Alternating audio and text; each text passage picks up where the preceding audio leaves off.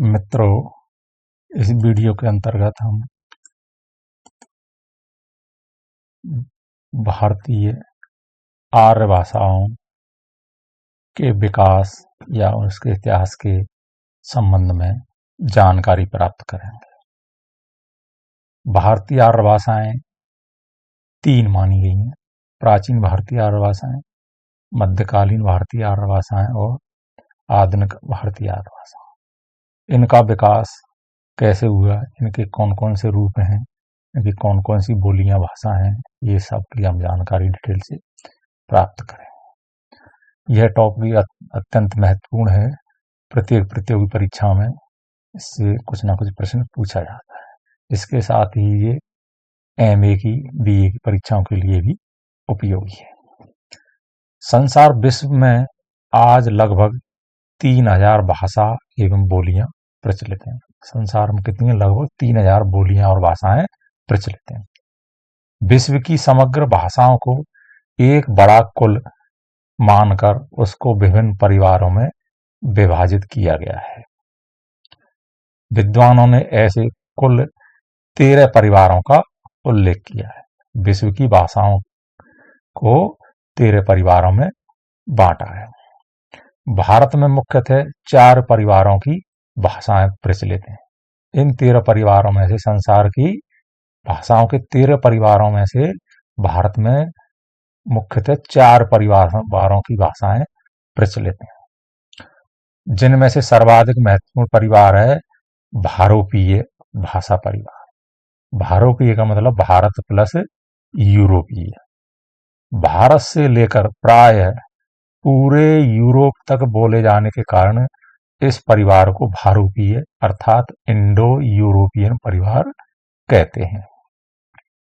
भौगोलिक क्षेत्र की दृष्टि से यह परिवार विश्व का सबसे बड़ा परिवार है।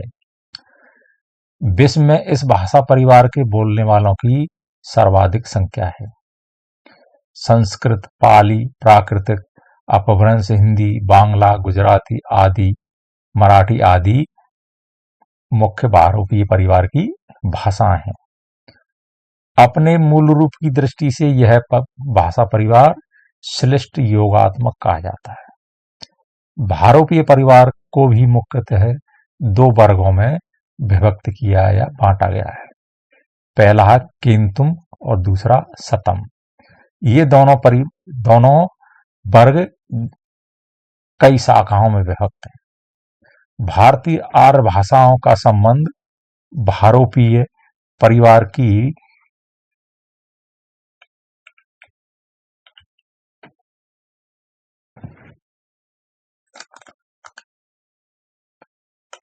सतम वर्ग की आर्य या भारत ईरानी शाखा से है।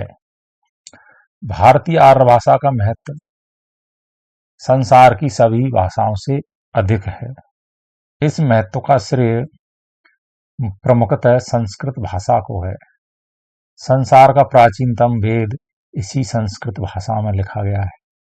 यह वेद यानी ऋग्वेद ग्रंथ भारत में आर्यों के आगमन के आसपास लिखा गया था। भारत में अब आर्यों का आगमन 1500 ईस्वी के आसपास हुआ था। वस्तुतः इसके बाद से ही भारतीय आर्य भाषाओं का इतिहास शुरू होता है। भारतीय आर्य भाषा के इतिहास यानी इस विकास को 3 कालों में विभाजित किया गया है। पहला काल है प्राचीन भारतीय आर्य भाषा। इसका समय है 1500 ईस्वी पूर्व से 500 ईस्वी पूर्व तक। इस काल के अंतर्गत भारतीय आर्य भाषा के 2 रूप मिलते हैं: वैदिक भाषा और संस्कृत भाषा। यानी वैदिक को वैदिक भाषा कहा जाता है और संस्कृत को लौकिक भी कहा जाता है, लौकिक संस्कृत भी कहा जाता है। यानी कह सकते हैं कि संस्कृत के 2 रूप में, पहला है वैदिक भाषा और दूसरा संस्कृत भाषा। मध्यकालीन भारतीय आर्य भाषा, दूसरा है मध्यकालीन भारतीय आर्य भाषा। इसका समय है 500 ईस्वी पूर्व से 1000 ईस्वी तक। इस काल के अंतर्गत भारतीय आर्य भाषा के 3 रूप मिलते हैं। पहला है प्रथम प्राकृत। प्रथम प्राकृत को पाली भाषा कहा जाता है। दूसरा है द्वितीय प्राकृत। द्वितीय प्राकृत को केवल प्राकृतिक कहा जाता है। और तीसरा है तृतीय प्राकृत। तृतीय प्राकृत को अपभ्रंश के नाम से जाना जाता है। तीसरा काल है आधुनिक भारतीय आर्य भाषा। आधुनिक भारतीय आर्य भाषा का समय है 1000 ईस्वी से अब तक।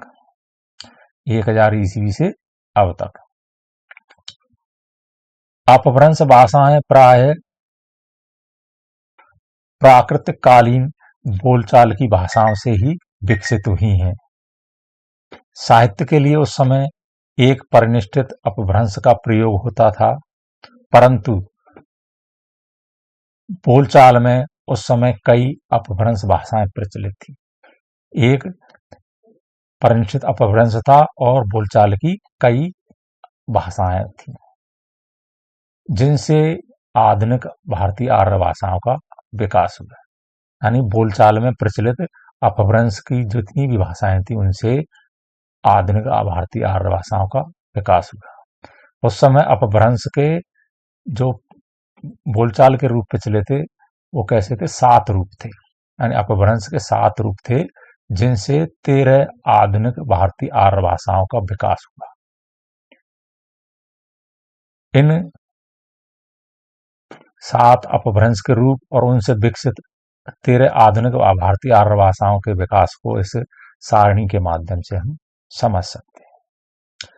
पहला एक साइड में है अपभ्रंश का भाषा रूप और दूसरी साइड में उससे विकसित भाषाएं या बोलियां।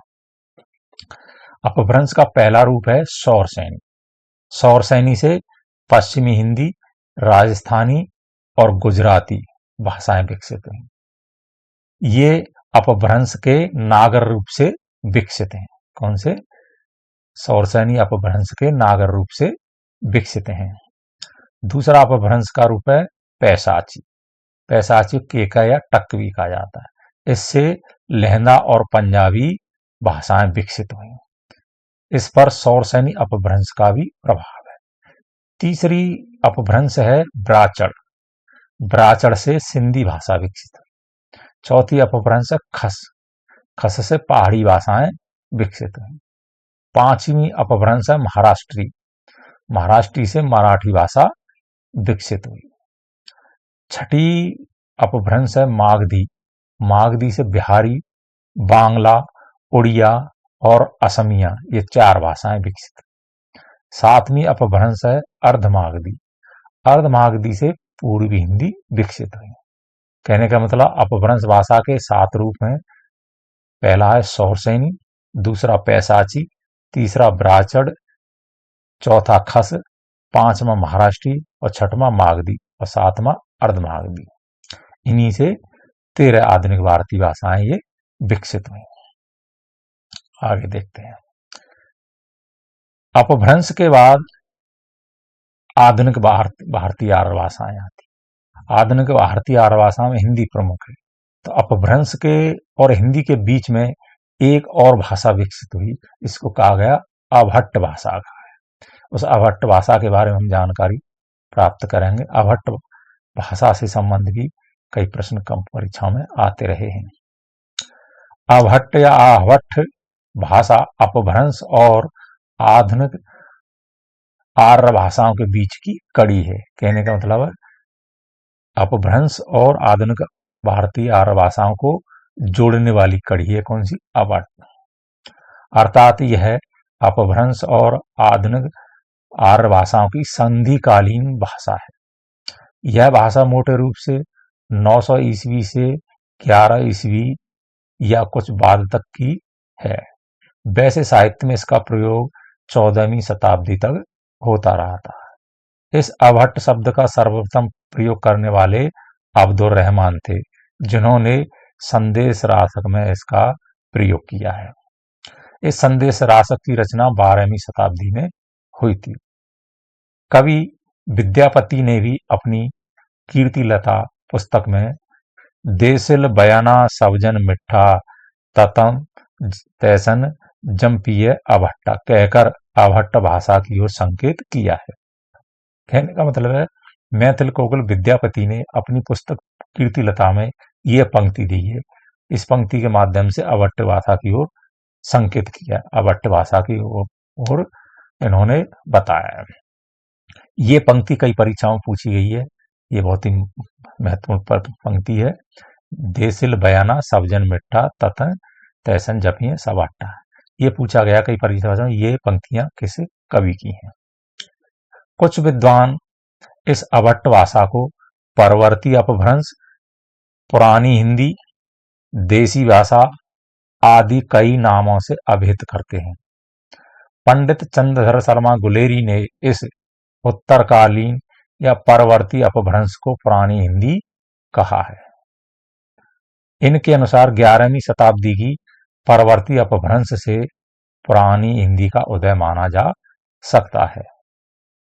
संदेश राशक, प्राकृत पेंगलम, उक्ति व्यक्ति प्रकरण, वर्ण रत्नाकर, चर्यापद, कीर्तिलता, ज्ञानेश्वरी आदि ग्रंथों का इसी भाषा में निर्माण हुआ है।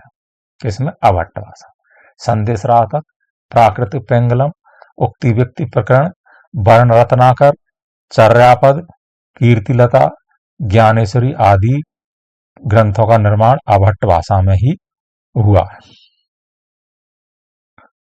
अब देखते हैं आधुनिक भारतीय आर्य भाषा। आधुनिक भारतीय आर्य भाषा का काल 1000 ईस्वी से लेकर वर्तमान काल तक माना जाता है। 1000 ईस्वी से लेकर के वर्तमान तक। इनका विकास मध्यकालीन भारतीय आर्य भाषा के तृतीय प्राकृतिक अपभ्रंश रूपों से हुआ है, अर्थात अपभ्रंश के विभिन्न स्थानीय रूप 1000 ईस्वी के आसपास अभट्ट रूपों से होते हुए आधुनिक भाषाओं के रूप में विकसित हो गए हैं। ये भाषाएं बोलचाल की भाषाओं के निकट हैं।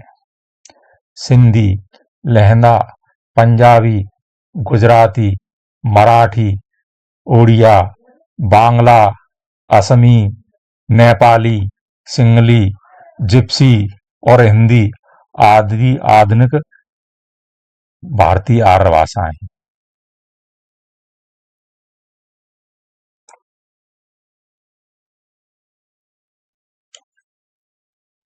इस प्रकार हिंदी भाषा का विकास भारतीय आर्य भाषाओं की एक कड़ी के रूप में हुआ था, जिसका उद्भव अपभ्रंश के सौरसेनी, मागधी तथा अर्धमागधी रूपों से हुआ। भारतीय आर्य भाषाओं के इस विकास को निम्नवत आरेख के माध्यम से समझा जा सकता है। देखिए आरेख में कैसे पूरा आरेख है भारतीय आर्य भाषाओं के उद्भव और विकास का। भारतीय आर्य भाषा, भारतीय आर्य भाषा में सबसे पहली आती है वैदिक भाषा। वैदिक से निकली आगे चल करके संस्कृत, संस्कृत से निकली फिर प्राकृत, प्राकृत से फिर आगे चल के 3 भाषाएं निकली। प्रथम प्राकृत यानी पाली भाषा, द्वितीय प्राकृत यानी प्राकृत की, तृतीय प्राकृत यानी अपभ्रंश। अब इन तीनों से मतलब पाली, प्राकृत और अपभ्रंश से भी अलग अलग निकली भाषाएं।